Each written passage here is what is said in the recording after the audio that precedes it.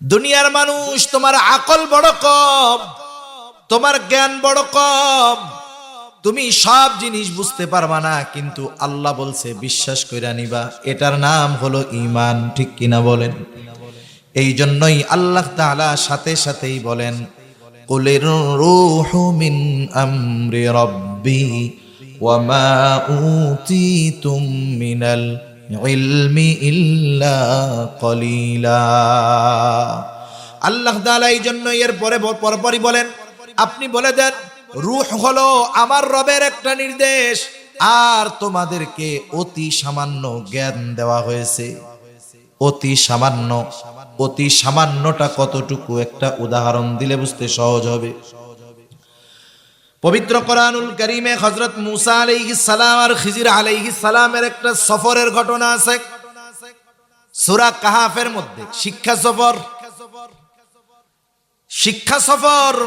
এখনকার জামানায় school college থেকেও শিক্ষা সফরে যায়, যায় কি যায় না? আপনি আপনার মেয়েকে, বোনকে, কতজন তার মেয়েকে, ছেলেকে, বোনকে 3 দিনের জন্য শিক্ষা সফরে পাঠায় দেয়। কি শিক্ষা আসে আল্লাহ ভালো জানে। দুনিয়ার কয়েকটা সফর ছাড়া কোন সফরের মধ্যে সুশিক্ষা নাই।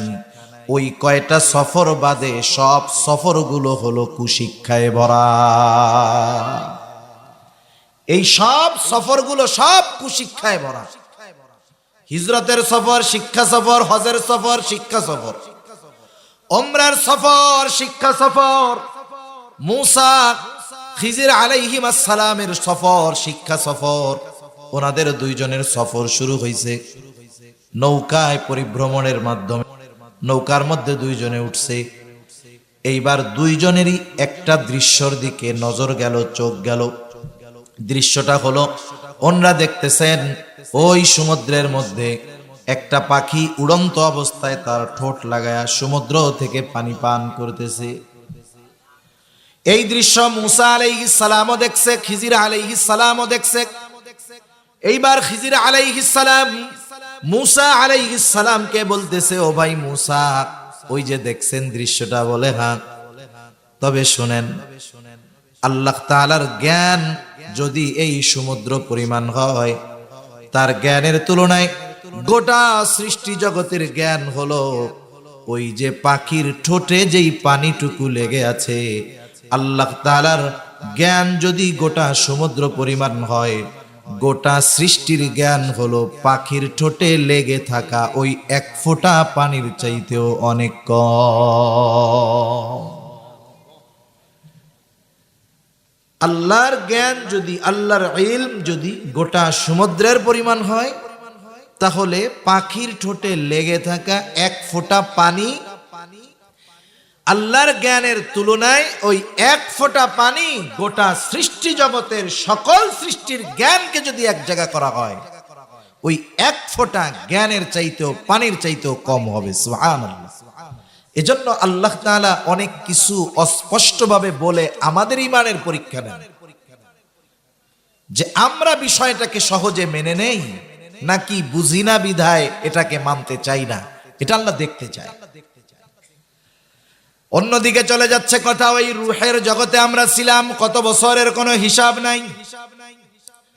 এরপরে আসলাম আলমে বরজখ থেকে আলমে বুতুন, মাতৃগর্ভের মধ্যে আমরা আসলাম।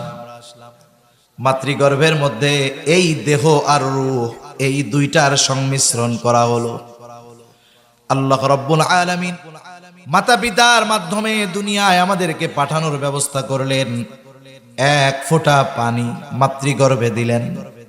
সেটা ফোঁটা বললেও ভুল হবে, এত ক্ষুদ্র থেকে ক্ষুদ্রাতীত একটা অংশ মায়ের গর্ভে দিয়ে আল্লাহ রাব্বুল আলামিন 120 দিন প্রসেসের পরে একটা মাংসপিণ্ড হলো। এই দেহটার একটা স্ট্রাকচার হলো। আল্লাহ তাআলা এইবার ফেরেশতাকে পাঠায় দিলেন মাতৃগর্ভের মধ্যে। আল্লাহর নির্দেশে ওই মাংসপিণ্ডের মধ্যে ফেরেশতা রূহ ফুঁকে দিল। মানুষের হার্ট সর্বপ্রথম তৈরি হয়, এরপরে দেহের অন্যান্য অর্গানগুলো হয়। অনেক সময় দেখবেন অনেক বাচ্চা আছে যথা সময়ের পূর্বে দুনিয়ায় ভূমিষ্ঠ হয়ে যায়, দেখা যায় তার কান পরিপূর্ণ হয় নাই, চোখ দুইটা ফোটে নাই, হাত পাটা পরিপূর্ণ হয় নাই। বলেন তো এরকম হয় কি হয় না? কারণ তার দেহটা পূর্ণাঙ্গতা লাভ করতে পারে নাই। আগে আসে হার্ট, আল্লাহ তাআলা রূহ দিয়ে দেয় ফেরেশতা আল্লাহর নির্দেশে। এইবার মায়ের গর্ভে ওই সময় ওই রূহ আমার আপনার দেহের সাথে কতদিন থাকবে এটা মাতৃগর্ভে নির্ধারিত হয়ে যায়। মাতৃগর্ভের মধ্যে তারিখ লিমিট হয়ে যায় যে এই দেহের সাথে রূহ কতদিন অবস্থান করবে। এরপরে আলমে বুতুন থেকে আমরা আসি আলমে দুনিয়ায়।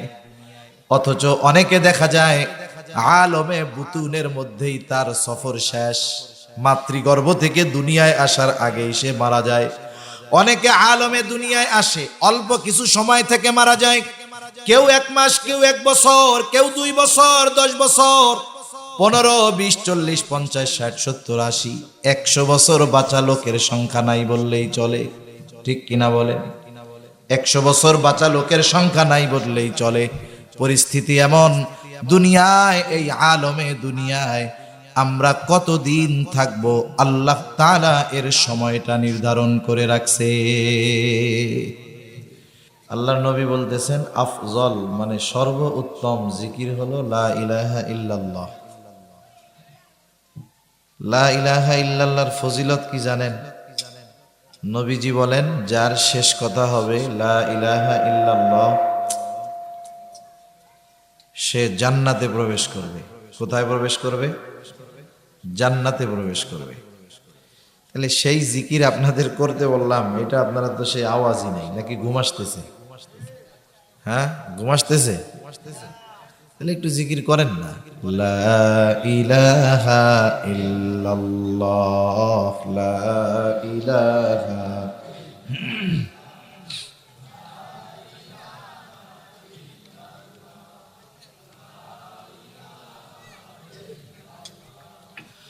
লা ইলাহা ইল্লাল্লাহ মুহাম্মাদুর রাসূলুল্লাহ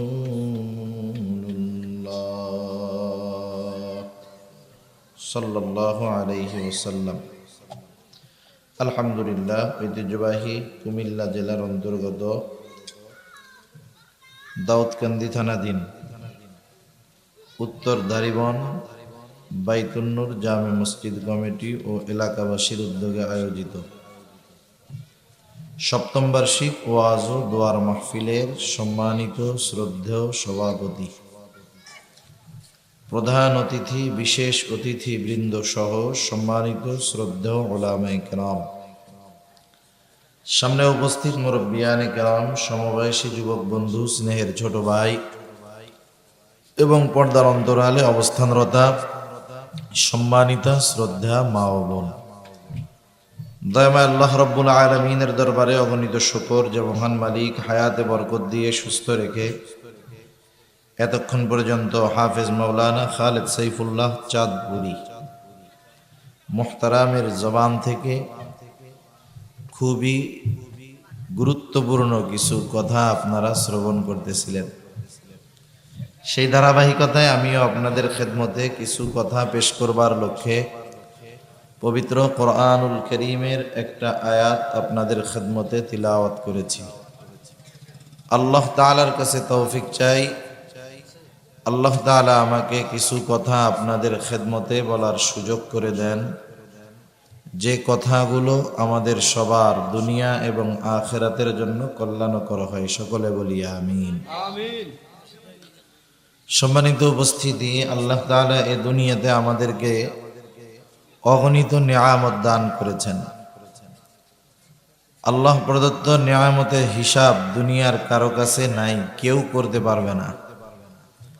আল্লাহ তাআলা বলেন ওয়া ইন তাউদ্দু নি'মাতাল্লাহি লা তুহসুহা, তোমরা যদি আল্লাহর নিয়ামত সমূহ গণনা করো হিসাব করতে পারবা না।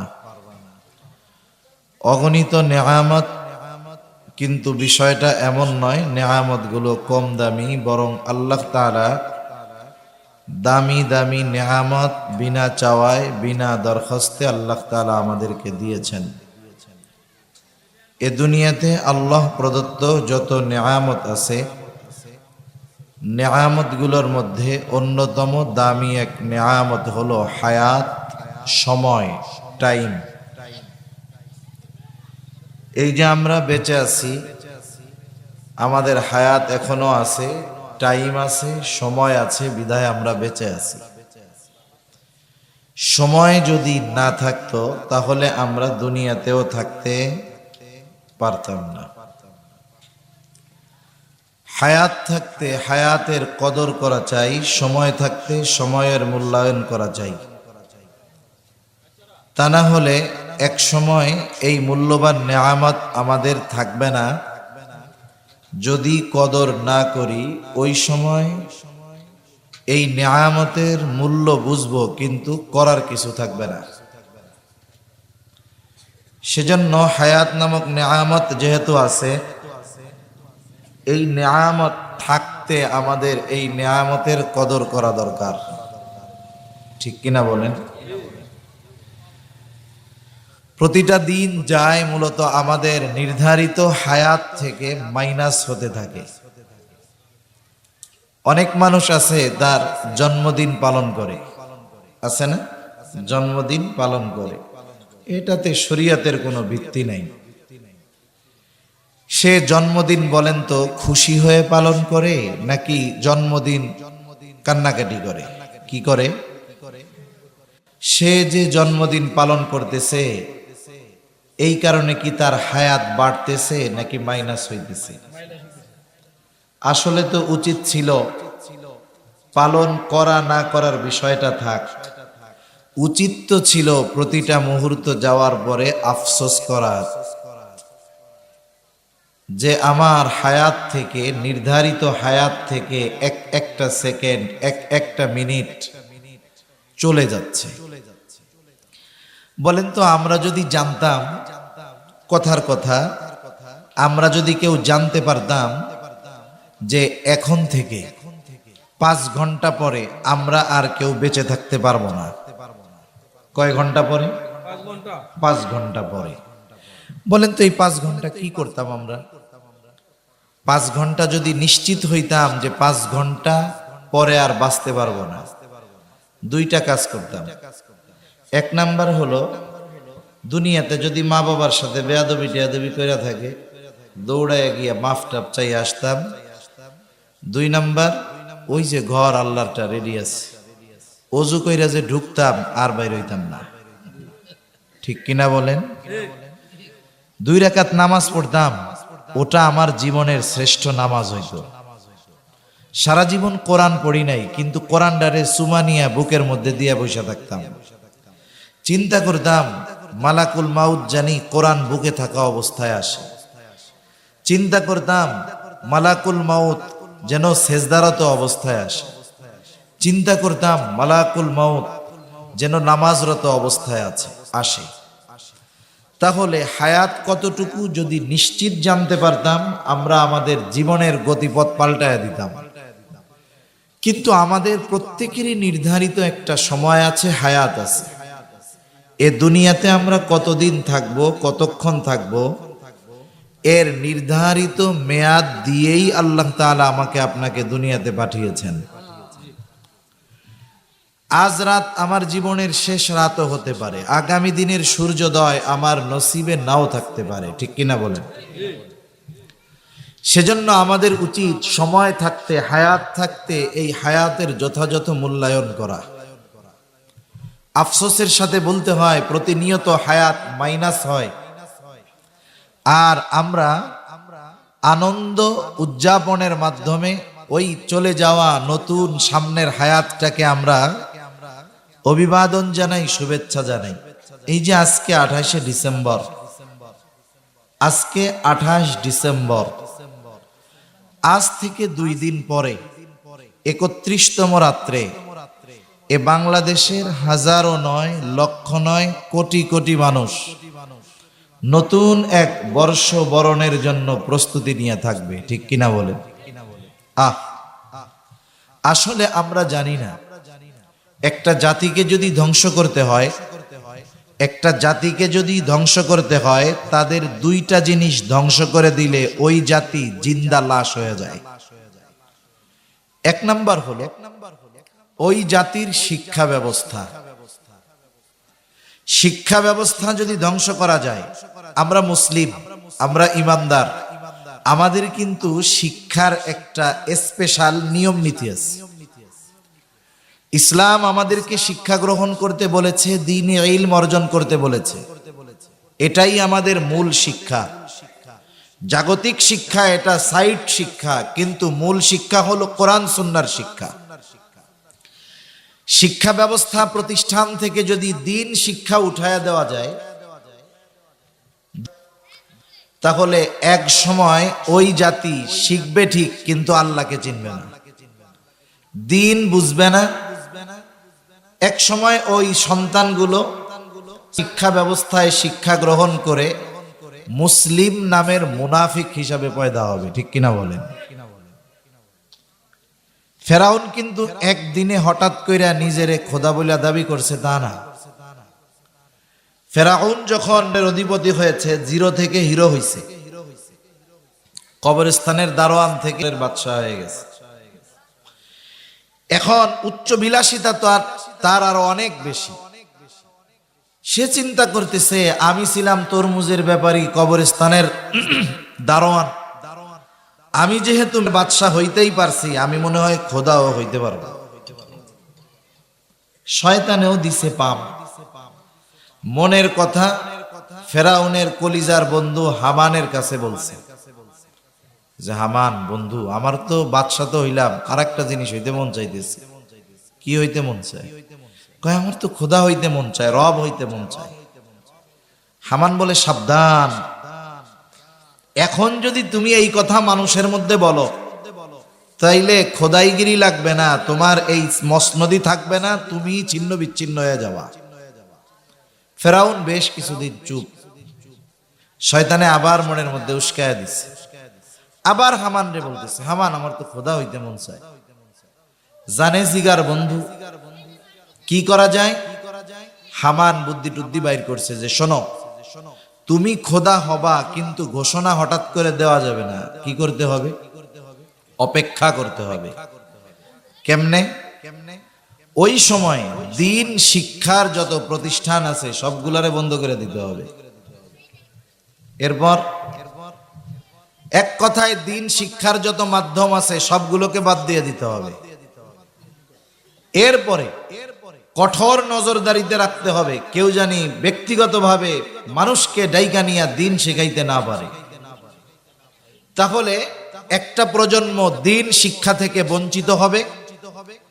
যারা মুরব্বী আছে ওরা তো এক সময় দুনিয়া থেকে মরে যাবে। এই প্রজন্ম অশিক্ষিত মূর্খ হবে। ওরা যখন বড় হবে, ওরা তো রবরেই চিনবে না, কে খোদা কে মালিক চিনবে না। তো ওই পর্যন্ত অপেক্ষা করতে হবে। দীর্ঘকাল এই মিশন জারি রেখে শিক্ষা ব্যবস্থা, দ্বীন শিক্ষা ব্যবস্থাকে ধ্বংস করে একটা সময় এলাকাব্যাপী সকল তদন্ত করার পরে বুঝতে পারলো এখন আর দ্বীন শিক্ষার লোক তেমন নাই। এখন তুমি নিজেরে খোদা বইলা দাবি করো, দেখবা এই দ্বীনহীন মূর্খ মানুষগুলোর বড় অংশ তোমারে খোদা বইলা বাইনা নিবে। তাহলে দ্বীন শিক্ষা ব্যবস্থাকে ধ্বংস করে ফেরাউন নিজেকে খোদা দাবি করছে, কিন্তু তারে কেউ কিছু বলে নাই। তাহলে ধ্বংস করতে হলে এক নাম্বার শিক্ষা ব্যবস্থাকে ধ্বংস করে দিতে হয়। এখন আমরা যদি আমাদের বর্তমান শিক্ষা ব্যবস্থার দিকে তাকাই, অনেক মুরব্বীরা আছেন এইখানে, প্রাইমারি স্কুলে পড়ছেন। আমরাও ছোটবেলায় প্রাইমারিতে যাই হোক পড়ছি, বাবার বয়সী লোক আছেন এইখানে। আপনারা প্রাইমারিতে যা পড়ছেন আমরা তার অর্ধেকও পাই নাই। প্রাইমারি স্কুলগুলাতেই নামাজ, কালাম, আদব, আখলাক, কোরআন শিক্ষা, ভদ্রতা, আদব, লেহাজ সব স্কুলেই এক সময় শেখানো হতো, ঠিক কিনা বলেন? আমরা কত বাংলা বইতে ঘটনা পাইছি, সুন্দর সুন্দর ঘটনা, খলিফাদের ঘটনা পেয়েছি, খলিফাতুল মুসলিমিনদের ঘটনা পেয়েছি, নবীজির ঘটনা পেয়েছি। ওগুলো বাচ্চারা পড়ে উদ্বুদ্ধ হয়েছে, শিখেছে, কিন্তু এখন এগুলা নাই। এখন তো ব্যাঙের লাফ কেমনে হবে, কেমনে ল্যাপের তলে গিয়া ঘুমাইতে হয়, কেমনে বিছানা ঝাড়ু দিতে হয়, এইগুলা শিখায় স্কুলে। একটা মানুষের কিছু শিক্ষা হয় সৃষ্টিগতভাবে, কিছু জিনিস সৃষ্টিগতভাবেই শিখে, কিছু জিনিস পরিবার থেকে শিখে, কিছু জিনিস প্রতিষ্ঠান থেকে শিখে। যেটা সৃষ্টিগতভাবে আল্লাহ শিখিয়ে দেন সেটা শেখানোর জন্য কোনো টিচার লাগে না। যেটা পরিবার থেকে শিখতে হয় সেটা প্রতিষ্ঠানে শেখানো লাগে না। যেটা প্রতিষ্ঠান থেকে শিখতে হয় সেটা বাড়ি বসে বই কিনে শেখা যায় না। কথা বুঝতে পারেন? ছোট্ট একটা বাচ্চা, 1-2 মাসের বাচ্চা, ওর যখন খিদা লাগে ও কি করে বলেন তো? কান্না করে। খিদা লাগলে যে কান্না করতে হবে, ওকে দুনিয়ার কোন টিচার শিখাইছে? কেউ শিখাইছে? ওর মা শিখাইছে? ওর পরিবার শিখাইছে? বলেন তো, খিদা লাগলে যে আওয়াজ কইরা কান্না করতে হবে, কে শিখাইছে? আল্লাহ। এটা সৃষ্টিগতভাবে। এরকম আরো শিক্ষা আছে, আমি ওইদিকে যাব না, কারণ যা বলতে চাই তার থেকে তো আর একদিক চলে যাইতেছে। আর একটা হলো পরিবার থেকে শিখি। এই যে ঘরোয়া কিছু কাজ আছে, এগুলা পরিবার থেকে শিখে মানুষ। ল্যাপ খেতা বিছানো, বিছান ঝাড়া শিখা, মেয়েদের কিছু শারীরিক সমস্যা, এগুলো প্রতিষ্ঠানে শেখানোর বিষয় না। এগুলো বয়সের সাথে সাথে পরিবারের সদস্যদের কাছ থেকে বিষয়গুলো শিখে যায়। কিছু বিষয় আছে এটা ইন্টারনাল বিষয়, এটা পরিবারের মা বোনদের কাছ থেকে শিখবে।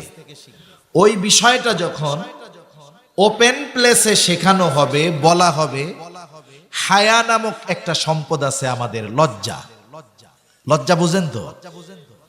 লজ্জাকে নবীজি বলেন আল হায়া শুবাতুম মিনাল ঈমান। লজ্জা ঈমানের একটা অন্যতম শাখা। যার লজ্জা নাই, নবীজি এক হাদিসের মধ্যে বলেন সে সব কিছু করতে পারে। এই যে বিষয়গুলো, ইন্টারনাল বিষয়গুলো যখন প্রকাশ্যে সবার সামনে শেখানো হবে, মেয়েলি একটা সমস্যা যখন পুরুষদের সামনেও আলোচনা করা হবে, এক সময় মেয়েদের সৃষ্টিগতভাবে যেই লজ্জাটা আছে সেটা ভেঙে যাবে। এমন কিছু বিষয় আছে যেগুলো এমনিই শিখে। আচ্ছা, বাচ্চা কাচ্চা কেমনে হবে? ওইটা তো লেখাপড়া করে শিখা লাগে না। যারা আগের সময় লেখাপড়া করে নাই, এগো মনে হয় বাচ্চা কাচ্চা আর হয় নাই। কথা বলেন না কেন? হইছে না? স্কুল থেকে শিখাই দিছে।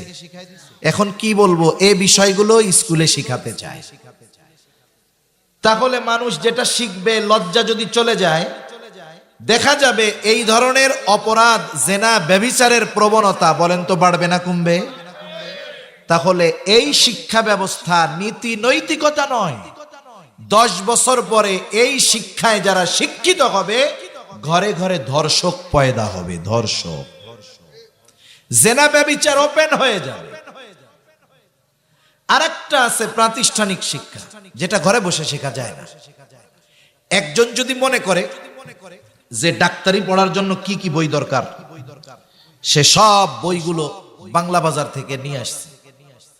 বরং ডাক্তার হওয়ার জন্য MBBS হওয়া পর্যন্ত যা পড়ে তার চাইতে 3 গুণ বই আরো বাড়ি বসে বসে উনি পড়ছে। এখন বলেন তো, আপনাদের বড় বাজারে গিয়ে উনি যদি ফার্মেসি দেয়, আর আপনি যদি জানেন এই ডাক্তার বাড়ি বসে বসে ডাক্তার হইছে, আপনার জ্বর আসলেও ওনার কাছ থেকে নাপা বড়িও কিনতে যাবেন না। যাবেন? আপনি চিন্তা করবেন, ও বাড়ি বসে কি ডাক্তার হইছে, দেখা গেল চাইলাম জ্বরের বড়ি, দিল অন্য বড়ি, খেয়ে মরে গেলাম, ওর কাছে যাওয়াই যাবে না। এজন্য কিছু শিক্ষা আছে যেগুলো প্রতিষ্ঠান থেকে নিতে হয়। যেই শিক্ষা যেই জায়গার, সেই শিক্ষাটা যদি সেই জায়গায় না হয়, উল্টাপাল্টা হয়, তাহলে এই শিক্ষার দ্বারা জাতি উপকৃত হয় না, বরং আরো ধ্বংস হয়। ঠিক কিনা বলুন? তাহলে এককে যদি ধ্বংস করতে হয়, 1 নম্বরে শিক্ষা ব্যবস্থাকে নষ্ট করে দিতে হয়। আমরা মুসলিম, ইমানদার, আমাদের শিক্ষা ব্যবস্থায় প্রায়োরিটি পাবে, অগ্রাধিকার পাবে ইসলাম, দিন শিক্ষা, দিনের বুনিয়াদী শিক্ষা। আফসোস, 92% মুসলমানের দেশের কথা বলি, কিন্তু আমাদের শিক্ষা ব্যবস্থায় আমাদের সন্তানেরা পড়ে দোয়ায় কুনুতটাও শিখতে পারে না। ঠিক কিনা বলেন? তাহলে বলেন এই শিক্ষায় যারা শিক্ষিত হয়ে আগামীতে বড় হবে, দিন না শিখে, ওরা যখন রাষ্ট্র পরিচালনার দায়িত্বে যাবে, ওরা যখন দেশের নেতৃত্ব দিবে, ওরা কি করবে? দ্বিতীয়, ওই জাতির সভ্যতা সংস্কৃতিকে পরিবর্তন করে ফেলতে হবে। মনে রাখবেন, আমরা হলাম মুসলিম বাংলাদেশি বাঙালি, আর আমাদের কিছু সুশীল সমাজ আছে। সুশীল সমাজ নাম শুনেন না? সুশীল মানে কি? সুশিক্ষিত শয়তান। সুশিক্ষিত শয়তান, এটা আমাদের এভরিভিশন আর কি, এটা আমাদের ব্যাখ্যা, তাদের ব্যাখ্যায় যা থাকে থাক। এই শয়তানগুলো আমাদের শিখায় যে আগে আমরা বাঙালি, এরপরে বাংলাদেশি, এরপরে মুসলিম। কিন্তু মনে রাখতে হবে, ওরা যা বলে বলুক, আগে আমি মুসলিম, এরপরে আমি বাংলাদেশি, এরপরে আমি বাঙালি। আমি যখন মুসলিম হব, আমার সভ্যতা, আমার সংস্কৃতি, আমার তাহজিব, আমার তামাদ্দুন, এগুলো ইসলামের সাথে সম্পৃক্ত থাকতে হবে। আমি বাংলাদেশের সব সংস্কৃতিকে গ্রহণ করব। কখন? যখন বাংলাদেশের সংস্কৃতি আমার ঈমানের সাথে সাংঘর্ষিক না হবে। আমি বাংলাদেশের সংস্কৃতি গ্রহণ করব, কোনো বাধা নাই, কিন্তু কখন? যখন বাংলাদেশের সভ্যতা সংস্কৃতি ইসলামের সাথে সাংঘর্ষিক না হবে। আমি যেহেতু বাঙালি, বাঙালি সংস্কৃতি গ্রহণ করব। কোনটা? যেটা আমার ইসলামের সাথে সাংঘর্ষিক হবে না।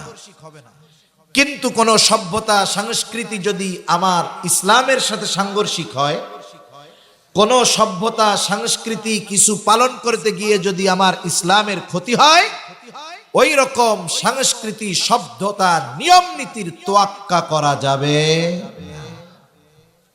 এখন আসেন, তো একটা সভ্যতা সংস্কৃতি আছে, আছে না নাই? আছে।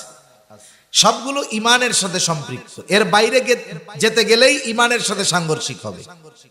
আমি সবগুলো বলবো না, আমি এখন শুধু এই যে 31st নাইট, নববর্ষ বরণ, এটা নিয়ে দুই একটা কথা বলবো, যেহেতু সময়ের সাথে এই বিষয়টাও সম্পৃক্ত আছে। এখন আমরা দেখেন, আজকে 28 ডিসেম্বর, রোজ বৃহস্পতিবার। আচ্ছা, কে আছেন বলেন তো এখন বাংলা কোন মাস? চিন্তা করে দেখেন তো, এইরকম পৌষ মাসের ঠান্ডা, পৌষ মাস কইতে 10 সেকেন্ড বাবা লাগছে। বলেন তো পৌষ মাসের কয় তারিখ? আছেন কেউ? যাক, এক আল্লাহর বান্দা পাওয়া গেছে। মুরব্বী মনে হয় বলছে না?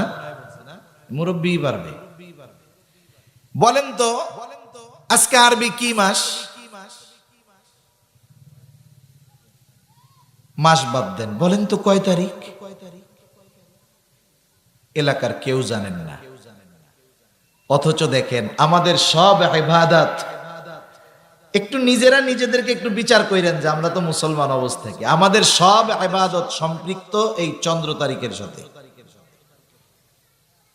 আমাদের সব ইবাদত সম্পৃক্ত চন্দ্র তারিখের সাথে। আজকে 15 তারিখ চন্দ্র মাসের, আমরা বলতে পারি নাই। এটা আমাদের জন্য আফসোসের ব্যাপার। কেউ যদি ইংরেজি মাসের নাম না জানে, তারিখ না জানে, বছর না জানে, তার একটা সগীরা গুনাহ হবে না, এটা কোনো খারাপ বিষয়ও হবে না। কিন্তু একটা সমাজের, একটা এলাকার সব মানুষ যদি আরবি তারিখ না জানে, তাহলে সকলেই গুনাহগার হবে। কমপক্ষে কিছু মানুষের এটা জানার দরকার যে আরবি কোন মাস, কোন তারিখ, কোন বছর, এটা আমাদের জানার দরকার। তাহলে দেখেন আমাদের মধ্যে মুসলমানিত্বের অভাব, আমাদের মধ্যে বাঙালিগিরির অভাব, সব বাদ দিয়ে এখন আমরা ইংরেজদের সভ্যতা ধরে বসছি। ঠিক কিনা বলেন? নিজেদেরকে নিজেরা একটু মাইপেন যে হালতটা কি। তাইলে বাঙালি বাঙালি বলে লাফাই, কিন্তু বাঙালিত্ব ভিতরে নেই। মুসলমান মুসলমান বলে লাফাই, আমাদের মধ্যে প্রকৃত মুসলমানিত্ব নাই। কথায় যেহেতু আসলো, একটা পরামর্শ দেই আপনাদের, রাগ হবেন না তো? আপনারা মনে করছেন এ হুজুর কি শুরু করলো আবার, ভালোই সুর টুর দিয়া ওয়াজ করতো, এখন দেখি ঘুষা মারা কথা কয়। বলেন তো এগুলো আমাদের দরকার আছে না নাই? আচ্ছা, ডাক্তারের কাছে যখন রুগী যায়, রুগীকে ব্যান্ডেজ করে দিছে, ডাক্তার বলছে 1 সপ্তাহ পরে আবার আসবেন। এইবার 1 সপ্তাহ পরে রুগী আবার গেছে ড্রেসিং করানোর জন্য। বলেন তো ডাক্তার কি ব্যান্ডেজ খুইলাই আবার মলম ডইলা ওই গস কাপড় দিয়ে ব্যান্ডেজ বাইদা দেয়, নাকি ওই ঘাটারে পরিষ্কার কইরা আবারও রক্তাক্ত করে? বলেন তো খোসায়। কারণ জানে যত খোসায়া কাঁচা রক্ত বের করা হবে এর জীবাণু তত বের হবে, লোকটার কোনো জীবাণু থাকবে না, পরবর্তীতে সমস্যা হবে না। এজন্য কিছু দিনই কথা বলতে গেলে আমাদের একটু খোসা কষ্ট লাগতে পারে, কিন্তু এটা আমাদের জন্য কল্যাণকর। একটা পরামর্শ দিই আপনাদের, যদি মন চায় মানতে পারেন। এই যে মসজিদ, এখানে ছোট্ট একটা বোর্ড বানাবেন, সাদা বোর্ড। প্রত্যেক মাসের নাম উপরে লিখবেন, সন উপরে লিখবেন, কত হিজরি কোন মাস, বিশেষ করে আরবিটা। নিচে তারিখটা লেখা দিবেন। প্রতিদিন সকালবেলা নামাজ পরিবর্তন করতে হয়, যেরকম আজকে 1 তারিখ, সারাদিন থাকবে সন্ধ্যা পর্যন্ত, সন্ধ্যায় মুছে 2 তারিখ। তাহলে কমপক্ষে নামাজি যারা আছে এরা তারিখটা কমপক্ষে জানতে পারবে। কারণ এই জায়গায় তো আলহামদুলিল্লাহ এই মসজিদের মুসল্লি আছেন অনেকে, আমরা কেউ তারিখটা বলতে পারলাম না, আপনারা কেউ বলতে পারলেন না, কিন্তু ওখানে যদি থাকতো তাহলে কমপক্ষে ওই তারিখটা দেখতে পারতেন। ওখানে যদি থাকতো 5 ওয়াক্তের মুসল্লি না থাক, জুমায় তো মুসল্লি বেশি আছে, ওই দিন দেখা মোটামুটি হিসাব করে কইতে পারতো যে গত শুক্রবারে এই তারিখ দেখছিলাম, তাহলে আজকে তো এই তারিখ হইতে পারে। কিন্তু আফসোস একজনও আপনারা বলতে পারেন নাই, এটা আমাদের জন্য আফসোসের ব্যাপার। তা যাই হোক, এই যে 28 তারিখ, আজকে 31 তারিখ, ইংরেজি নববর্ষ উদযাপন করা। ইংরেজি তারিখের পিছনে অনেক জায়গায় 2টা শব্দ বেশি লেখা থাকে। একটা হলো 2023 তাই, অথবা 2023 খ্রিস্টাব্দ, এই 2টা বেশি লেখা থাকে। এই 2 শব্দের দ্বারা আপনারা কি বুঝলেন? এই 2 শব্দের দ্বারা বোঝা যায় এই ইংরেজি সনটা খ্রিস্টানদের ইবাদতের সাথে সম্পৃক্ত সন, তারিখ। তাহলে ঈসাই এবং খ্রিস্টাব্দ এই 2টি শব্দের কারণে বোঝা যায় ইংরেজি বর্ষটা হলো খ্রিস্টানদের সাথে সম্পৃক্ত, খ্রিস্টানদের ইবাদতের সাথে সম্পৃক্ত সময়। এজন্যই খ্রিস্টানদের বড় দিন কয় তারিখ জানেন? 25 ডিসেম্বর। কোন দিন তো পরিবর্তন হয় না। তার মানে ওরা ইবাদত গুলো করে ওদের তারিখ অনুযায়ী। এটা মূলত ওদের ইবাদতের সাথে সম্পৃক্ত সন, বছর। তবে আন্তর্জাতিক গেড়াকলের কাছে আমাদেরকেও এই তারিখ অনুযায়ী হিসাব রাখতে হয়, সেটা ভিন্ন কথা। কিন্তু একজন মুসলিম হিসাবে এই খ্রিস্টীয় বর্ষ, ঈসাই সন একটা চলে যাবে আর একটা আসবে। একজন মুসলমানের ক্ষেত্রে এই বিষয় নিয়ে কোনো বাড়াবাড়ি মাতামাতি উদযাপনের সুযোগ নাই। যদি আমি আপনি করি কি হবে? রাসূল আকরাম সাল্লাল্লাহু আলাইহি ওয়াসাল্লাম বলেন, মান তাশাব্বাহা বিকাউমিন ফাহুয়া মিনহুম। যে যেই জাতির অনুকরণ করবে সে সেই জাতির বলে ধরা হবে, অন্তর্ভুক্ত হবে। আল্লামা ইবনে কাসির রাহমাতুল্লাহি আলাইহি উনি ওনার এক ব্যাখ্যার মধ্যে বলেন, এর দ্বারা উদ্দেশ্য হলো যে কোন মুমিনের, মুশরিকদের কথা, কর্ম, চিন্তাধারা, পোশাক আশাক, এ টু জেড কোন কিছু যদি অনুকরণ করে তাহলে সে ওই জাতির অনুসরণকারী হিসাবে বিবেচিত হবে। কথাটা চিন্তা করছেন? তাদের কথা, কর্ম, চিন্তাধারা, পোশাক আশাক কোনো কিছুর অনুসরণ করার সুযোগ নাই। কারণ ইসলামী সভ্যতায় ইসলামী পোশাক আছে না নাই? আছে। তাহলে আপনি তাদেরটা কেন অনুসরণ করবেন? যদি অনুসরণ করেন আর যদি মোহাব্বত লাইগাই যায়, তাহলে হাদিসের ভাষায় কিয়ামতের দিন ওদের কাতারে হাসরের দিন উঠে দাঁড়াইতে হবে। আল্লাহ তাআলা আমাদের সহিহ বুঝ দান করুক। মনে রাখতে হবে এ বিষয় নিয়ে কাউকে শুভেচ্ছা জানানো যাবে না। যারা শুনতেছেন, যারা যুবক ভাই আছেন, ফেসবুক চালান, আপনি পোস্ট দিয়ে দিবেন যে এটার সাথে ইসলাম মুসলমানদের সম্পর্ক নাই, অনুগ্রহপূর্বক কেউ আমাকে শুভেচ্ছা জানাবেন না, কেউ যদি শুভেচ্ছা জানায় তার সাথে আমার সম্পর্ক থাকবে না। আল্লাহ তাআলা আমাদের বুঝবার তৌফিক দান করুন। আমি যেই বিষয়ে আলোচনা করতে চাচ্ছিলাম সেটা হলো সময়। সময় হলো আল্লাহ প্রদত্ত অন্যতম দামি এক নেয়ামত। সময় কত দামি যে আল্লাহ সুবহানাহু ওয়া তাআলা কোরআনুল কারীমের মধ্যে সময়ের কসম করছেন। আমরা যেই আল্লাহর কসম করি সেই আল্লাহ কসম করেছেন সময়ের। কিসের কসম করছেন? সময়ের। যেমন আল্লাহ তাআলা এক জায়গায় বলেন ওয়াল আসর, সময়ের কসম। কোন মুফাসসির বলেন আসরের কসম। আল্লাহ রাব্বুল আলামিন আরেক জায়গায় বলেন ওয়াদ-দুহা, প্রভাতের কসম, সকালের কসম। আরেক জায়গায় আল্লাহ তাআলা বলেন ওয়াল-লাইলি ইযা সাজা, রাতের কসম যখন তা অন্ধকারাচ্ছন্ন হয়ে যায়। আল্লাহ তাআলা বলেন আবার আরেক জায়গায় বলেন ওয়াল-লাইলি ইযা ইয়াগশা, রাতের কসম যখন সূর্য চলে যায়, অন্ধকারাচ্ছন্ন হয়ে যায়। দিনের কসম আল্লাহ তাআলা করেছেন ওয়ান-নাহারি ইযা তাজাল্লা, দিনের শপথ যখন তা আলোকিত হয়ে যায়। আল্লাহ তাআলা আবার ফজরের কসম করেছেন ওয়াল ফাজর, আল্লাহ তাআলা বলেন ফজরের কসম। আবার বিশেষ 10টা রাত্রের কসম আল্লাহ তাআলা করেন। আল্লাহ তাআলা বলেন ওয়াল-লাইলি ইযা ইয়াগশা। তাহলে বিভিন্ন সময় উল্লেখ করে ওই সমস্ত সময়ের কসম করেছেন কে? আমরা যে আল্লাহর কসম করি, আল্লাহর শপথ করি, আমাদের কথাগুলোকে মানুষের কাছে গ্রহণযোগ্য বিশ্বস্ত করে তোলার জন্য যেই রবের কসম করি, সেই রব কসম করতেছেন সময়ের। এতটুকুর দ্বারা একজন আকলমান লোক, বুদ্ধিমান লোকের বুঝতে বাকি নাই যে আল্লাহ তাআলার কাছে সময়ের তাৎপর্য, সময়ের মূল্য কত। সাথে সাথে এই সময় যে কত দামি এক নেয়ামত, আশা করি এটা বুঝতে আপনাদের কষ্ট হবে না। এই গোটা হায়াতটাই হলো সময়। সময়ের সমষ্টি হলো এই হায়াত, এই জীবন। আল্লাহ তাআলা আমাকে আপনাকে নির্ধারিত সময়ে নির্ধারিত হায়াত দিয়ে দুনিয়ায় পাঠায় দিয়েছেন। সাধারণত মানুষের হায়াতটা 5টা ভাগে বিভক্ত হয়। কয় ভাগে? 5 ভাগে। 1 নাম্বার, আমাদের কিছু কাল অতিবাহিত হয়েছে যেটা ছিল আলমে আরওয়াহ, রূহের জগতে। রূহের জগতে অবস্থানের আগে আমাদের কোনো অস্তিত্বই ছিল না, না এই দেহের ছিল না রূহের ছিল।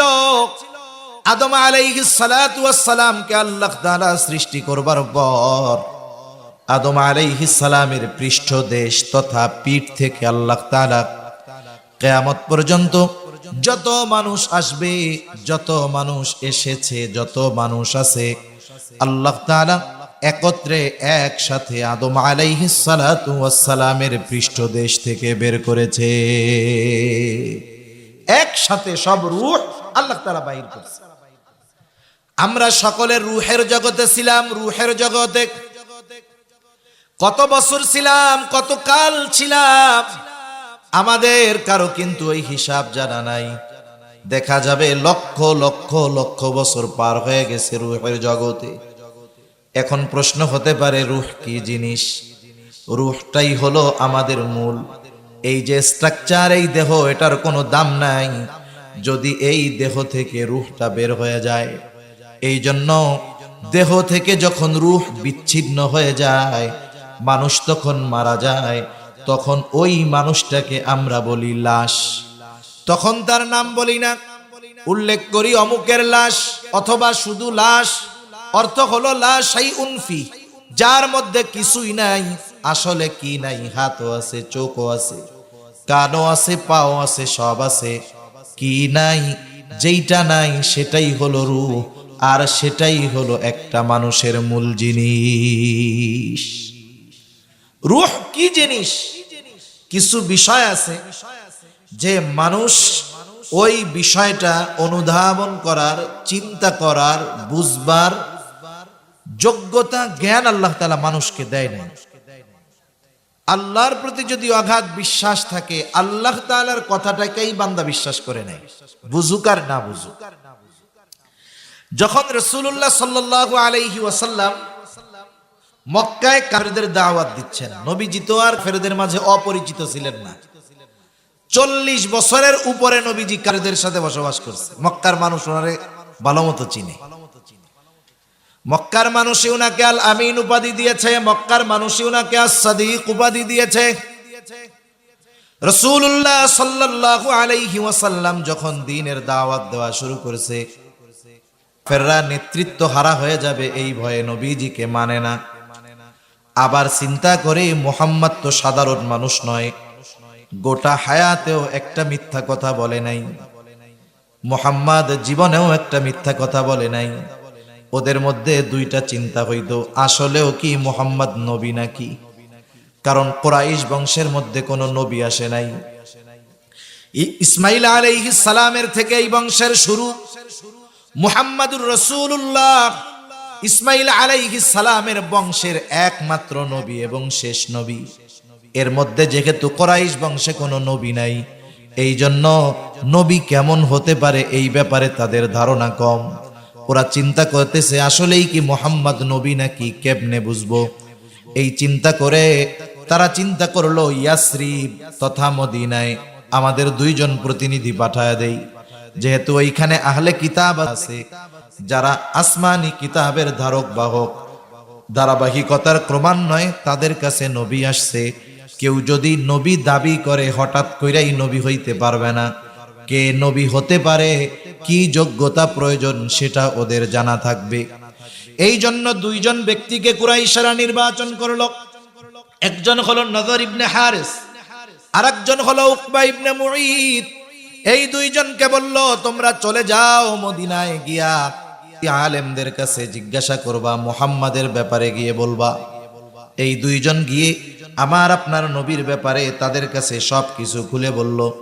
তাওরাতের আলেম ওরাও দিনক্ষণ গুনতেছে যে আখেরি জামানার পয়গম্বরের আসার তো সময় হয়ে গেছে। যখন তারা গিয়ে এই কথাগুলো বলছে, ওরা বুঝতে পারছে ইনি নবী হবেন। তবে এরা কেমনে বুঝবে উনি নবী? এই জন্য 3টা প্রশ্ন তারা শিখায় দিয়েছে। আলেম বলছে শোনো, যেই লোকটা নবী দাবি করে তাকে 3টা প্রশ্ন করবা। 1 নাম্বার, অতীতকালে একদল যুবক ঘর থেকে বাহির হয়ে গিয়েছিল দিন পালনের উদ্দেশ্যে, এদের ব্যাপারে জিজ্ঞাসা করবা। আসহাবে কাহাফের ব্যাপারে জিজ্ঞাসা করবা। 2 নাম্বার, বাদশা যুলকারনাইন, ওই বাদশার ব্যাপারে জিজ্ঞাসা করবা যে গোটা পৃথিবী পরিভ্রমণ করেছে, তার ব্যাপারে জিজ্ঞাসা করবা। 3 নাম্বার, তাকে রূহ সম্পর্কে জিজ্ঞাসা করবা। কারণ এই 3 প্রশ্নের জবাব কোনো নবী ছাড়া দিতে পারবে না। যদি এই 3 প্রশ্নের জবাব দিয়া দেয় তাইলে বুঝবা উনি নবী। এবার ওই 2 জন চলে আসছে, মক্কার মুশরিক সরদারদের কাছে বলছে আমাদেরকে তো এইটা করতে বলছে। এইবার তারা গিয়ে আমার আপনার নবীর কাছেই 3 প্রশ্ন রাখলো।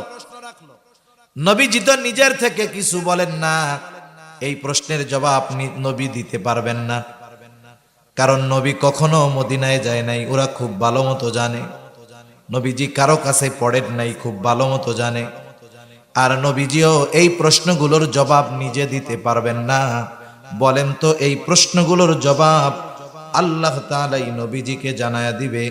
নবীজিকে যদি আল্লাহ তাআলা না জানায়, নবীর নিজের থেকে এই প্রশ্নগুলোর জবাব দেওয়ার সুযোগ আছে নাকি? নাই। নবীজি যখন এই প্রশ্নগুলা তাদের কাছ থেকে শুনছে, বলছে আচ্ছা আগামীকাল আইসো, জবাব জানায় দিব। উনি চিন্তা করেছে জিব্রাইল তো ওহী নিয়ে আসবে, তখন জিজ্ঞাসা করব। কিন্তু নবীজি ইনশাআল্লাহ এই কথাটা বলেন নাই। প্রথম দিন পার হয়ে গেল, জিব্রাইল আমিনের আসার কোনো খবর নাই। 2 দিন 3 দিন একাধারে 15 দিন পর্যন্ত ওহী আসে নাই। পরের দিন থেকেই লাফানো শুরু করে দিছে, দেখো মুহাম্মদ কেমন নবী। 3 প্রশ্নের জবাব দিতে পারলো না, নবী হইলে তো পারতই। এই 15টা দিন নবীর কত কষ্টে গেছে চিন্তা করেন। নবীজি নিশ্চুপ, কিছু বলতে পারেন না, পেরেশান। 15 দিন পর জিব্রাইল আলাইহিস সালাম জবাব নিয়ে হাজির। সাথে সাথে উম্মতের জন্য গুরুত্বপূর্ণ একটা শিক্ষাও নিয়ে আসলেন। আল্লাহ তাআলা জানায় দিলেন, ওয়ালা তাকুলান্না লিশাইইন ইন্নী ফাইলুম যালিকা গাদা ইল্লা আইয়াশা আল্লাহ। আল্লাহ রাব্বুল আলামিন বলেন, ওয়ালা তাকুলান্না ইন্নী ফাইলুন যালিকা গাদা। আপনি কখনোই এমনটা বলবেন না যে আমি ওই কাজটা আগামী কাল করব, বরং কি করবেন? বলবেন ইল্লা গাদা ইল্লা আইয়াশা আল্লাহ, বলবেন আল্লাহ যদি চায় আমি এইটা আগামী কাল করব। তার মানে ইনশা আল্লাহ শব্দটা ব্যবহার করার কথা স্বয়ং আল্লাহ রাব্বুল আলামিন নবীজিকে শিক্ষা দেওয়ার মাধ্যমে মূলত আমাদেরকে শিক্ষা দিয়েছে। তাহলে যখন ভবিষ্যতের কোনো বিষয় বলবো, করার এরাদা করব, তখন কি বলবো? ইনশাআল্লাহ। আর এখনকার ইনশাআল্লাহ আর অরিজিনাল ইনশাআল্লাহর মধ্যে তফাৎ আছে। এখন হলো মানুষ না করার, না যাওয়ার জন্য বলে ইনশাআল্লাহ। এজন্য কেউ যদি কাউরে বলে ভাই এই কাজটা কইরা দিয়েন, উনি যদি বলে ইনশাআল্লাহ, তাইলে ও মনে করে তাইলে আর হইছে।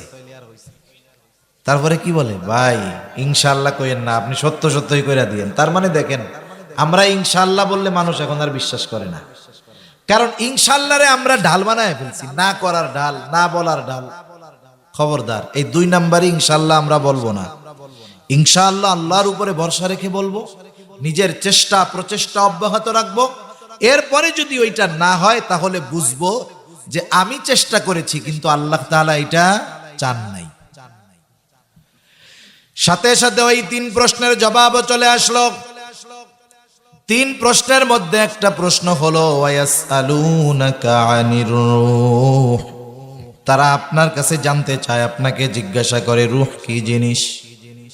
আল্লাহ তাআলা বলেন, আপনি জবাব দিয়ে দেন কুলির রূহু মিন আমরি রব্বি, রূহ হলো এটা আমার রবের নির্দেশ। রবের একটা অর্ডার, রবের ফরমান, রবের নির্দেশ হলো রূহ। এটা দেখা যায় না, ধরা যায় না। এখন যেটা দেখা যায় না, ধরা যায় না, এটা আবার কেমনে হয়? আল্লাহ রাব্বুল আলামিন এর পরপরই সেই জন্য জানায় দেন, দুনিয়ার মানুষ তোমার আকল বড় কম, তোমার জ্ঞান বড় কম, তুমি সব জিনিস বুঝতে পারবা না, কিন্তু আল্লাহ বলছে বিশ্বাস কইরা নিবা। এটার নাম হলো ঈমান, ঠিক কিনা বলেন? এই জন্যই আল্লাহ তাআলা সাথে সাথেই বলেন কুলির রূহু মিন আমরি রব্বি ওয়া মা উতিতুম মিনাল ইলমি ইল্লা কলিলা।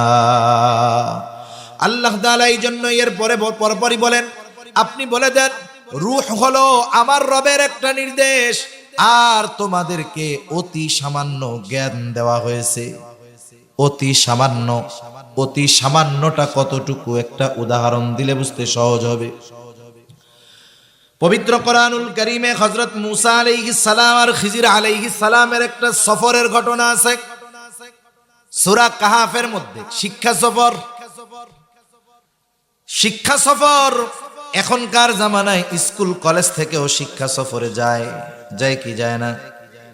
আপনি আপনার মেয়েকে, বোনকে, কতজন তার মেয়েকে, ছেলেকে, বোনকে 3 দিনের জন্য শিক্ষা সফরে পাঠায় দেয়। কি শিক্ষা আসে আল্লাহ ভালো জানে। দুনিয়ার কয়েকটা সফর ছাড়া কোনো সফরের মধ্যে সুশিক্ষা নাই।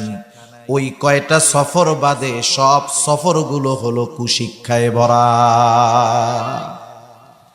এই সব সফরগুলো সব কুশিক্ষায় ভরা।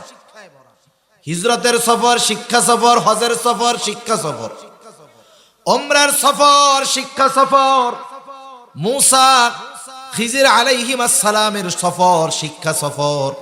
ওনাদের 2 জনের সফর শুরু হয়েছে নৌকায় পরিভ্রমণের মাধ্যমে। নৌকার মধ্যে 2 জনে উঠছে। এইবার 2 জনেরই একটা দৃশ্যর দিকে নজর গেল, চোখ গেল। দৃশ্যটা হলো, ওনারা দেখতেছেন ওই সমুদ্রের মধ্যে একটা পাখি উড়ন্ত অবস্থায় তার ঠোঁট লাগায়া সমুদ্র থেকে পানি পান করতেছে। এই দৃশ্য মুসা আলাইহিস সালামও দেখছে, খিজির আলাইহিস সালামও দেখছে। এইবার খিজির আলাইহিস সালাম মুসা আলাইহিস সালামকে বলতেছে, ও ভাই মুসা, ওই যে দেখছেন দৃশ্যটা? বলে হ্যাঁ। তবে শুনেন, আল্লাহ তাআলার জ্ঞান যদি এই সমুদ্র পরিমাণ হয়, তার জ্ঞানের তুলনায় গোটা সৃষ্টি জগতের জ্ঞান হলো ওই যে পাখির ঠোঁটে যেই পানিটুকু লেগে আছে। আল্লাহ তাআলার জ্ঞান যদি গোটা সমুদ্র পরিমাণ হয়, গোটা সৃষ্টির জ্ঞান হলো পাখির ঠোঁটে লেগে থাকা ওই এক ফোঁটা পানির চাইতেও অনেক কম।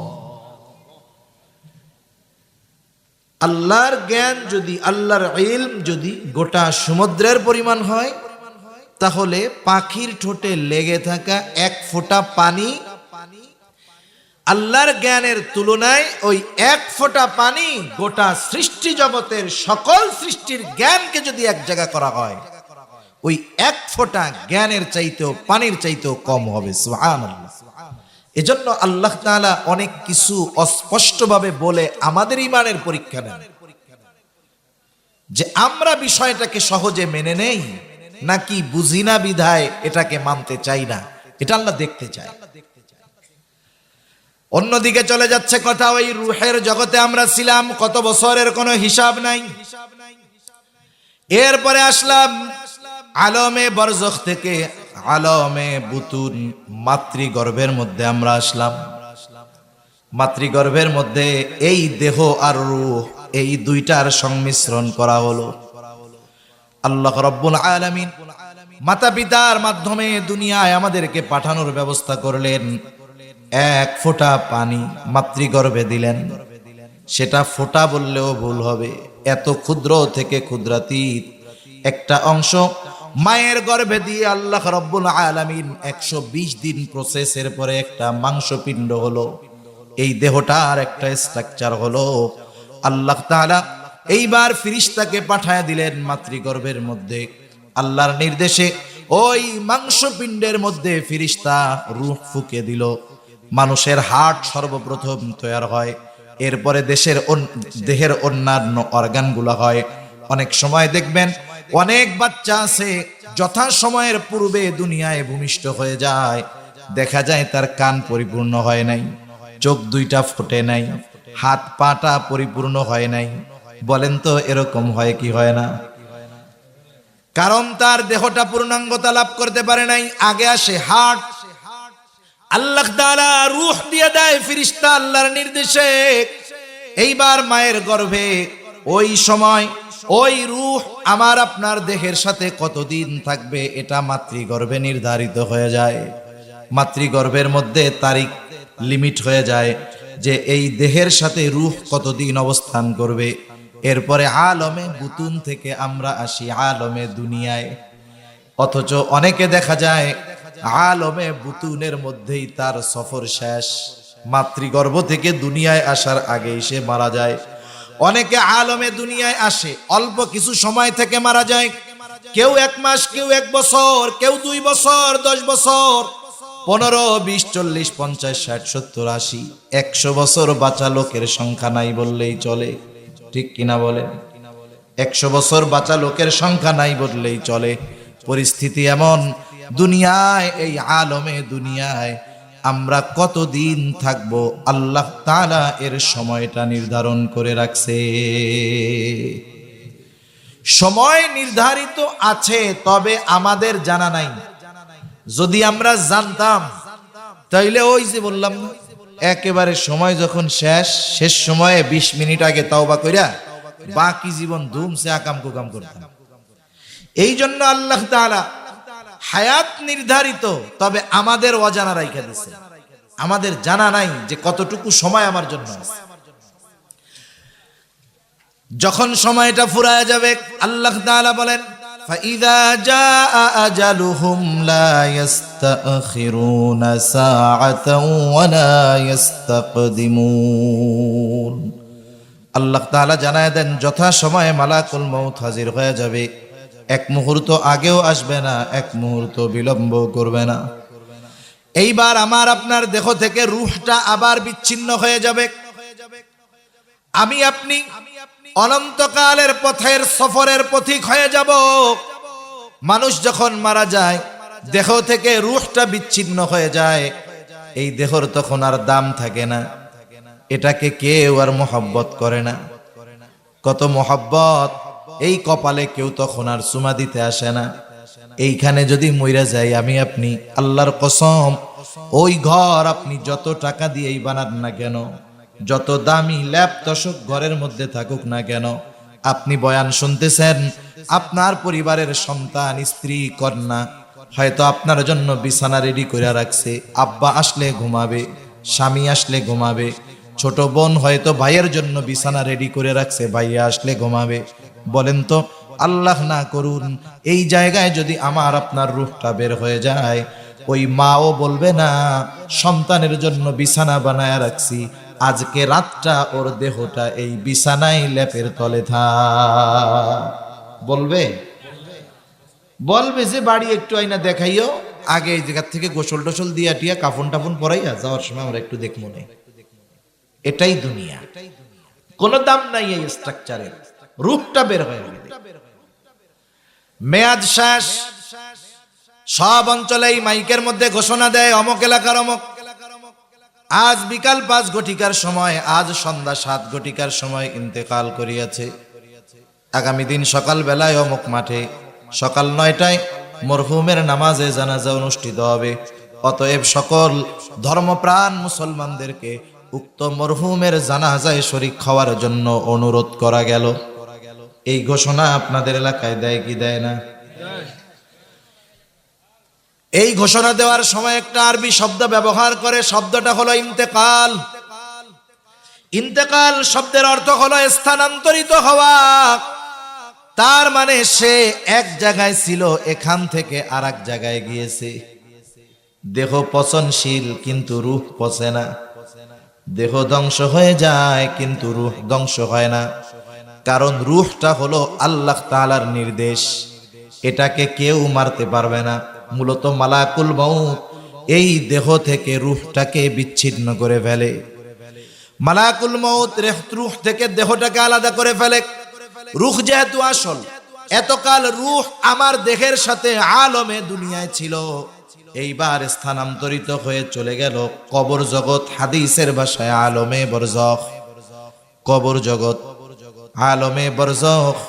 এখানেও আমাদের থাকতে হবে দীর্ঘকাল, তবে অনন্তকাল নয়। আলমে বরজখ তাদের জন্যই সুন্দর যারা দুনিয়ার জগতে ভালো কাজ করেছে, নেক আমল করেছে, গুনাহ থেকে বেঁচে থেকেছে। আলমে বরজখ তাদের জন্য সুন্দর হয়ে যায়। যখন আমরা দুনিয়া থেকে চলে যাব, আমাদের প্রত্যেককেই কবরে যখন রাখা হবে, প্রশ্ন করার জন্য ফেরেশতা চলে আসবে। এমন 3টা প্রশ্ন করবে, যেই 3 প্রশ্নের কথা বারবার বারবার আমরা দুনিয়ায় শুনি। অনেকে পরীক্ষার সময় নকল নিয়ে যায় লেখা, চিন্তা করে যদি না পারি তাতে কি, নকল দেখা দেখা প্রশ্নের উত্তর দিয়া দিব। কেউ যদি চিন্তা করে হুজুরেরা তো বলছে, উলামায়ে কেরাম বলছে, হাদিসের মধ্যে আসছে কবরে 3 প্রশ্ন করা হবে, অসুবিধা কোথায়? আমার পোলাপানকে ওসিয়ত করব যে আমি যখন মারা যাব 3 প্রশ্নের জবাব লেখা কাফনের মধ্যে দিয়া দিস। মুনকার নাকির আইসা জিজ্ঞাসা করলেই কমু যে ধরেন কি প্রশ্ন করবেন, জানি এই যে উত্তর। এই সুযোগ আছে? এই সুযোগ নাই। মনে রাখতে হবে একটা উসুল, শুনেন উসুল, একটা মূলনীতি। যেই প্রশ্ন আগে ফাঁস করে দেওয়া হয়, বুঝতে হবে ওই প্রশ্ন যেই হলে হবে ওখানে গিয়ে জবাব দেওয়া কঠিন।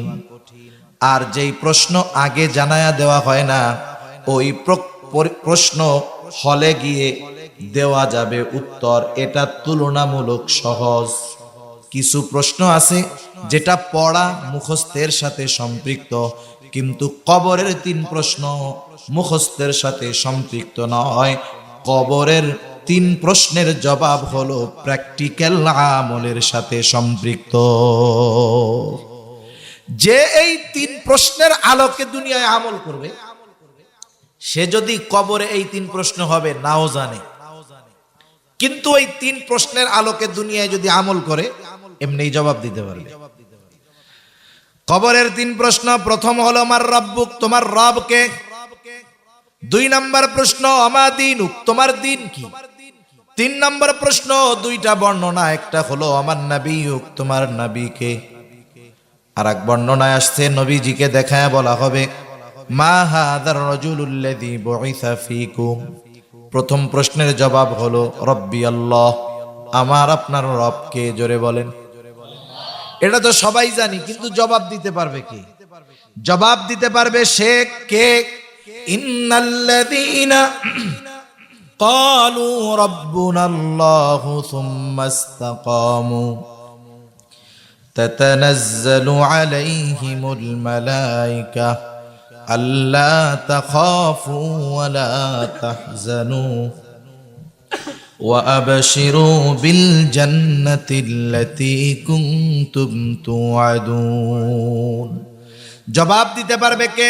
ইন্নাল্লাযীনা ক্বালু রাব্বুনাল্লাহ, যারা বলে আমার রব আল্লাহ, আমাদের রব আল্লাহ, শুধু মৌখিক ভাবে বলে আমাদের রব আল্লাহ এমনটা নয়, সুম্মা ইসতাকামু, এই কথার উপরে অটল থাকে।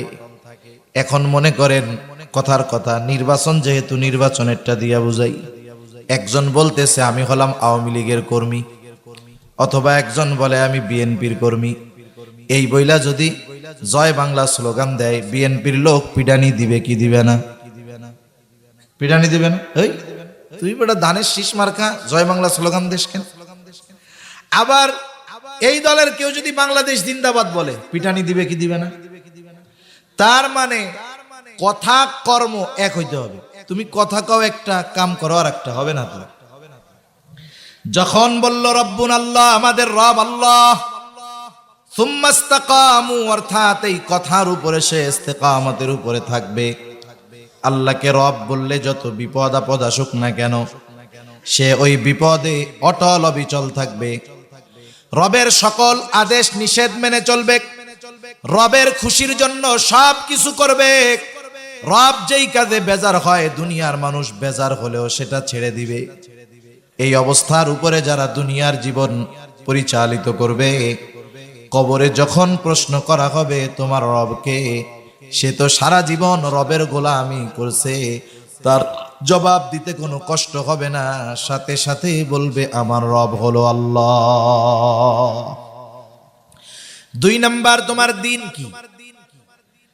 আমার দিন ইসলাম। এটা মুখস্থ করা যায় ঠিক, কিন্তু পরিপূর্ণ ইসলামের উপরে না চললে কবরে এই প্রশ্নের জবাব দেওয়া যাবে না। কেউ যদি পরিপূর্ণ ইসলামের মধ্যে অন্তর্ভুক্ত না হয় তাহলে কাজ হবে না। এই জন্য আল্লাহ বলেন ইয়া আইয়ুহাল্লাযীনা আমানু দুখুলু ফিস সিলমি কাফা, তোমরা পরিপূর্ণভাবে ইসলামের মধ্যে দাখিল হও, অন্তর্ভুক্ত হয়ে যাও। ইসলাম হলো পূর্ণাঙ্গ জীবন ব্যবস্থা। আল্লাহ তাআলা বলেন আল ইয়াউমা আকমালতু লাকুম দীনাকুম, আরাফার দিন আল্লাহ তাআলা ওহী নাজিল করে জানায়া দেন আজকে আমি তোমাদের দিন তথা জীবন ব্যবস্থাকে পরিপূর্ণ করে দিলাম। ওয়ারাদিতু লাকুমুল ইসলামা দীনা, এবং ইসলামকে তোমাদের জন্য দিন হিসাবে মনোনীত করলাম। সেই জন্য ইসলাম হলো পূর্ণাঙ্গ এক জীবন ব্যবস্থা। ইসলামে রাজনীতি, অর্থনীতি, সমাজনীতি, পৌরনীতি, পরিবার নীতি সব আছে না নাই? কেমনে পরিবার চালাবো ইসলামে আছে, কেমনে প্রতিবেশীর সাথে আচরণ করব ইসলামে আছে, কেমনে ব্যবসা করব ইসলামে আছে, কেমনে মানুষের সাথে লেনদেন করব ইসলামে আছে, কেমনে রাজনীতি করবেন ইসলামে আছে, কেমনে রাষ্ট্র চালাবেন ইসলামে আছে, কেমনে সমাজ চালাবেন ইসলামে আছে, কেমনে নিজের জীবন চালাবো ইসলামে আছে, কি খাওয়া যাবে কি খাওয়া যাবে না ইসলামে আছে, কার সাথে কেমন আচরণ করতে হবে বলেন তো ইসলামে আছে না নাই? এমন একটা জিনিস দেখান যেটা কোরআন সুন্নাহর মধ্যে নাই। সারা দুনিয়া গুগল দিয়ে টুকাইয়াও পাওয়া যাবে না। ইসলাম পূর্ণাঙ্গ জীবন ব্যবস্থা। এই জন্য যেই ব্যক্তি পরিপূর্ণ ইসলাম অনুযায়ী চলবে ও কবরে জবাব দিবে আমার দিন হলো ইসলাম। সারা জীবন ইসলামের বিরোধিতা করে হ্যাঁ, তামকে নিজের আত্মা বানাইয়া, হ্যাঁ, কবরে গিয়ে জবাব দিবা আমার দিন ইসলাম। তোমার এই কথা শুনে শয়তানে হাইসা বেড়ায়, ঠিক কিনা বলেন? চিন্তা করে বলে কি এটা কিভাবে সম্ভব? ইসলামের মধ্যে নাই, সারা জীবন ইসলামের বিরোধিতা করছে, কবরে গিয়া জবাব দিবে যে আমার দিন হলো ইসলাম। এ কি দুনিয়া? পাওয়ার আছে, ক্ষমতা আছে, ভয় দেখাইলা যা করলা করে ফেললা, এটা তো আর তা না। 3 নাম্বার প্রশ্ন, আমার নবীয়ুক, তোমার নবীকে, অথবা নবীকে দেখায় বলা হবে মা হাদার রাজুলুল্লাযী বুইসা ফীকুম, এই ব্যক্তিকে যাকে তোমাদের কাছে প্রেরণ করা হয়েছিল, যেই ব্যক্তি নবীর আদর্শের উপরে চলবে, নবীর সুন্নাতের ধারক বাহক হবে, নবীর মোহাব্বত অন্তরে রাইখা নবীর সুন্নাতকে মোহাব্বতের সাথে অনুসরণ করবে, ওই ব্যক্তি জবাব দিবে আমার নবী হলেন মুহাম্মাদুর রাসূলুল্লাহ। এই 3 আমল ছাড়া কবরের ওই 3 প্রশ্নের জবাব দেওয়া অসম্ভব। আল্লাহ তাআলা এই 3 প্রশ্নের জবাব দেওয়ার মতো আমল আমাদের করবার তৌফিক দান করেন, জোরে বলি আমিন। আলমে বারজাখে এই 3 প্রশ্নের জবাব যারা দিতে পারবে, কারা পারবে? এই 3 প্রশ্নের জবাবের আলোকে যারা দুনিয়ায় আমল করছে তারা। আল্লাহ তাআলার পক্ষ থেকে ঘোষণা আসবে সাদাকা আবাদি, সাদাকা আবাদি, ফাফরিশুহু মিনাল জান্নাহ ওয়ালবিসুহু মিনাল জান্নাহ ওয়াফতাহু লাহু বাবান ইলাল জান্নাহ। আল্লাহর পক্ষ থেকে ঘোষণা আসবে আমার এই বান্দা সত্য বলেছে, সত্য বলেছে, জান্নাত থেকে জান্নাতি পোশাক এনে একে পরায়া দাও, জান্নাতের বিছানায় না কবরের মধ্যে বিছায়া দাও, জান্নাতের সাথে তার কবরের সাথে একটা দরজা খুলে দাও। এইবার ওই ব্যক্তিকে বলা হবে তুমি ঘুমাও যেমন করে নতুন দুলা ঘুমায়। সে তার কবর হবে জান্নাতের একটা বাগান, ও মনে করবে এটাই মনে হয় জান্নাত। ফেরেশতারা তাকে বলবে না না এটা জান্নাত নয়, ও তো মনে করবে এর চাইতে নেয়ামত আর কিছু হইতে পারে না। ফেরেশতারা তাকে বলবে শোনো, আল্লাহ তাআলা এর চাইতে কল্পনাতীত নেয়ামত তোমার জন্য রেখে দিয়েছে, যেটা কিয়ামতের পরে তোমাকে দেওয়া হবে। ও এবার আল্লাহর কাছে বলবে আল্লাহ তাড়াতাড়ি কিয়ামত কায়েম করেন, আমি আমার আসল বাড়ি যাবো। আর যে জবাব দিতে পারবে না তার ব্যাপারে আল্লাহর পক্ষ থেকে ঘোষণা আসবে কাযাবা আবদি, কাযাবা আবদি, ফাফরিশুহু মিনান নার ওয়ালবিসুহু মিনান নার ওয়াফতাহু লাহু বাবান ইলান নার। আমার এই বান্দা মিথ্যা বলেছে, মিথ্যা বলেছে, তাকে জাহান্নাম থেকে আগুনের পোশাক এনে পরায় দাও, তার কবরের মধ্যে আগুনের বিছানা বিছায়া দাও, জাহান্নামের সাথে তার কবরের সাথে একটা দরজা খুলে দাও, কঠিন থেকে কঠিনতর আযাব তাকে দেওয়া হবে। কবরে সে এই পরিমাণ আযাবে থাকবে, কষ্টে থাকবে, ও মনে করবে এটাই মনে হয় জাহান্নাম। ওকে জানানো হবে না না এটা জাহান্নাম নয়, বরং এর চাইতে কল্পনাতীত যন্ত্রণাদায়ক শাস্তি আল্লাহ তোমার জন্য রাখছে, যেটা কিয়ামতের পরে দেওয়া হবে। ওই শাস্তির কথা শুনে সে চলমান শাস্তির কথাই ভুলে যাওয়ার উপক্রম হবে। সে আল্লাহর কাছে বারবার ফরিয়াদ করবে আর বলবে আল্লাহ কিয়ামত যেন কখনো কায়েম না হয়। তাহলে আমাদের হায়াতের 5টা অংশের প্রথম অংশ রূহের জগৎ, দ্বিতীয় অংশ মাতৃ গর্ভ মায়ের পেট, তৃতীয় অংশ দুনিয়া। এই দুনিয়া হলো রূহ আর দেহর সমন্বয়ের জায়গা। এরপরে আলমে বরজখ, কবর জগৎ বা লোকচক্ষুর অন্তরালের জগৎ। আলমে বরজখে আমাদের সকলকে থাকতে হবে দীর্ঘকাল, তবে অনন্তকাল নয়। মুফাসসিরিনে কেরাম বলেন কমপক্ষে সর্বশেষ ব্যক্তি যে দুনিয়া থেকে সর্বশেষ ইন্তেকাল করবে তাকেও কমপক্ষে 40,000 বছর থাকতে হবে। কত হাজার বছর? তাহলে আলমে বরজখে আমাদের থাকতে হবে দীর্ঘকাল। প্রথমবার সিংগায় ফুৎকারের মাধ্যমে এ দুনিয়া থেকে মানব জাতির অধ্যায় শেষ হবে। আল্লাহ তাআলা বলেন ওয়ানুফিখা ফিস-সূরি ফাসাহিকা মান ফিস-সামাওয়াতি ওয়া মান ফিল আরদ ইল্লা মান শাআল্লাহ সুম্মা নুফিখা ফীহি উখরা ফাইযা হুম কিয়ামুন ইয়ানজুরুন। আল্লাহ রাব্বুল আলামিন বলেন, প্রথমবার সিংহায় ফুৎকার দেওয়ার পর আসমান জমিনের মাঝে যত প্রাণী আছে, যত প্রাণ আছে, আল্লাহ তাআলা যা চান, যেগুলো চান সেগুলো ছাড়া সকল প্রাণী ওই আওয়াজে অজ্ঞান হয়ে যাবে। মুফাসসিরিনে কেরাম বলেন, প্রথমে অজ্ঞান হবে, এরপরে তাদের মৃত্যু ঘটবে। সর্বশেষ ব্যক্তিটাও দুনিয়া থেকে মারা যাবে। এরপরে পুনরায় আরেকটা সিংহায় ফুৎকার দেওয়া হবে, যেই ফুৎকারের মাধ্যমে মানুষগুলো আবার পুনরুজ্জীবিত হবে। এই দুই সিংহায় ফুৎকারের ব্যবধান হলো কমপক্ষে 40,000 বছর। তার মানে সর্বশেষ ব্যক্তিটাও আলমে বরজখে কমপক্ষে 40,000 বছর থাকবে। আল্লাহ তাআলা বলেন, সুম্মা নুফিখা ফীহি উখরা ফাইযা হুম কিয়ামুন ইয়ানজুরুন। অতঃপর যখন দ্বিতীয়বার সিংহায় ফুৎকার দেওয়া হবে, প্রত্যেকে তার অবস্থান স্থল থেকে উঠে দাঁড়িয়ে যাবে, জাগ্রত হয়ে যাবে। আলহামদুলিল্লাহ, হুজুর চলে আসছে, আলহামদুলিল্লাহ বলেন। তাকবীর দেন, নারায়ে তাকবীর। হ্যাঁ, আশেপাশে যারা দাঁড়ায় আছেন বসে পড়েন সবাই, নারায়ে তাকবীর। মাশাআল্লাহ। আমি একেবারে অল্প সময়ের মধ্যে কথা শেষ করে দিচ্ছি। এখন দেখেন, এইবার সব মানুষ হাসরের ময়দানে পুনরুত্থিত হবে। আল্লাহ তাআলা মানুষকে একত্রিত করবেন কেন? আল্লাহ তাআলা কেন মৃত্যু দিলেন, কেন হায়াত দিলেন, কেন আমাদেরকে মৃত্যু দিয়ে পরকালে পাঠাইলেন? এর অনেকগুলো কারণ আছে। এর মধ্যে অন্যতম এক কারণ, আল্লাহ তাআলা বলেন, ওয়া ইন্নামা তুওয়াফাউনা উজুরাকুম ইয়াউমাল কিয়ামা। কিয়ামতের দিন মানুষকে তার কর্মের পূর্ণ প্রতিদান দেওয়া হবে। কোন কর্মের? কিয়ামতের দিন মানুষকে তার দুনিয়ার কর্মের পূর্ণ প্রতিদান দেওয়া হবে। কোন মানুষ দুনিয়ায় তার ভালো কাজ অথবা খারাপ কাজ কোনটারই পূর্ণ প্রতিদান পায় না। পূর্ণ প্রতিদান পাবে কোন দিন বলেন তো? কিয়ামতের দিন। এখন যে দুনিয়ায় ভালো কাজ করছে, কিয়ামতের দিন তার প্রতিদান ভালো তথা জান্নাত। আর দুনিয়ায় যে ভালো কাজ করে নাই, তার প্রতিদান জাহান্নাম। সোজা কথা। এটা হলো আমাদের চূড়ান্ত পঞ্চম অবস্থান মানুষের, যে জান্নাত না হয় জাহান্নাম।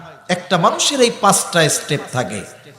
আর সর্বশেষ অনন্তকালের যেই স্টেপ, এটা নির্ভর করে দুনিয়ার কর্মের উপরে। এজন্য দুনিয়ার হায়াত, দুনিয়ার এই 60-70 বছরের হায়াত হলো সবচাইতে দামি সম্পদ, সবচাইতে দামি হায়াত, যেটা আমরা এখন অতিবাহিত করতেছি।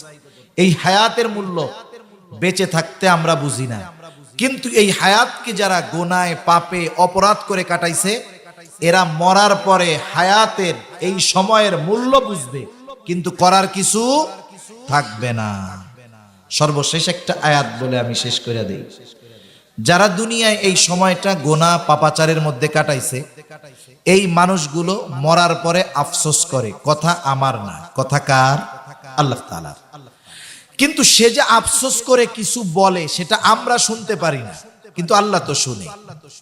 কি বলে সে? সেই কথাটাই বলি একটু।